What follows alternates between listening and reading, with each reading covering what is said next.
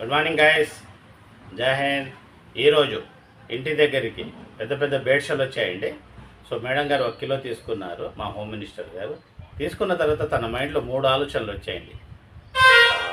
చింత తక్కువ వేస్తే చేస్తే బాగుంటుందా, చింత చిగురు వేస్తే బాగుంటుందా, లేదు పచ్చిమిరపకాయలు వేసి బేడ్షల స్వీట్ మిఠా అంటామండి, అది చేస్తే బాగుంటుంది అన్నట్టు చేశారు.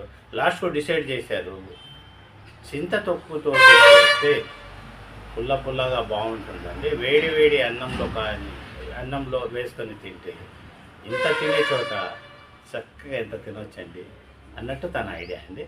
సో చిన్న చిన్న కుకింగ్స్ మేడం గారితో కలిసి ఏం చేస్తే ఆ చింత తొక్కులో ఏ ఐటమ్స్ వేస్తే చింత తొక్కు బేడ్షల పులుసు అనేది వస్తుందండి. సో చూద్దామండి, కొత్త రెసిపీ అండి, చూస్తుండండి. జై గైస్, మా మేడం గారు హ్యాపీగా రోకలి దగ్గర ప్రతి ఒక్క వస్తువు తీసుకొని కూర్చున్నారు. హ్యాపీగా చక్కగా ఒక్కొక్క ఐటెం గురించి మీకు చెప్తానండి. బేడ్షలు, వావ్, ఎంత చక్కగా క్లీన్ చేసి రెడీ టు రెసిపీగా ఉన్నారండి. అలాగే ఇందులో వేయవలసింది టమాటాలు, ఉల్లిపాయలండి, అలాగే కరివేపాకు, జీలకర్ర బాగా ఫ్రై చేసి పెట్టేశారు, పచ్చిమిరపకాయలు, తెల్లబాయలండి. గాయస్, ఇక్కడ కూడా ఉల్లిపాయలు, చింతతొక్కండి, ఇవన్నీ కలిపి ఉప్పు, ఇవన్నీ కలిపి ఈ రోకల్లో దంచుతారండి.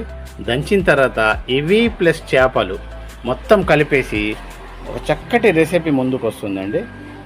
వేడి వేడి అన్నంలో వేసుకొని తిన్నామంటేనండి ఇట్స్ బ్యూటిఫుల్. జీలకర్ర,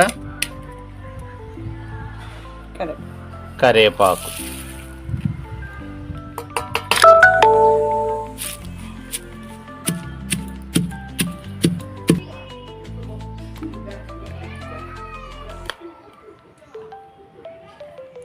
ఒకదాని వెనక ఒకటండి.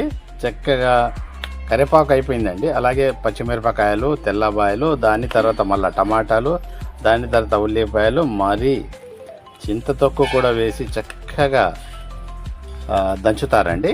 దాని తర్వాత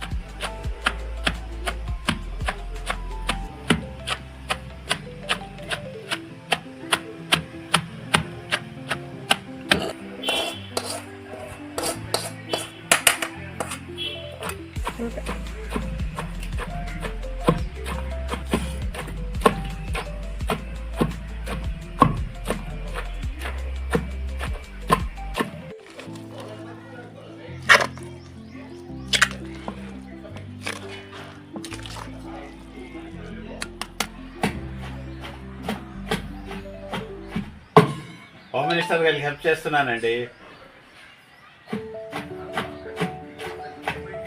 అన్నీ వేసానండి, దంచుతున్నాను. చాలా పని అండి, అంత తొందరగా అంత చక్కగా తినాలంటే కష్టపడాలి కదా.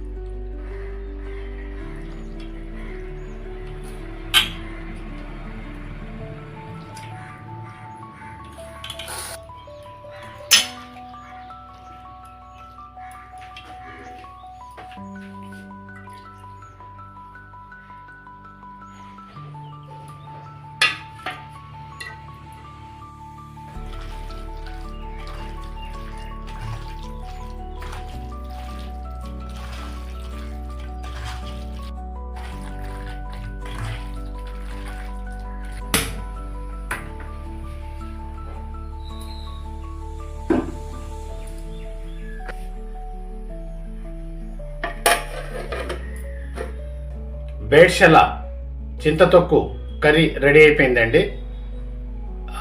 ఎలా ఉంది అన్నట్టు ఒకసారి చూద్దామండి. వావ్, వాట్ ఏ బ్యూటిఫుల్ అండి. ఎంత చక్కగా రెడీ అయిపోయిందండి. జస్ట్ ఇప్పుడు తినడానికి మనము రెడీగా ఉండాలండి.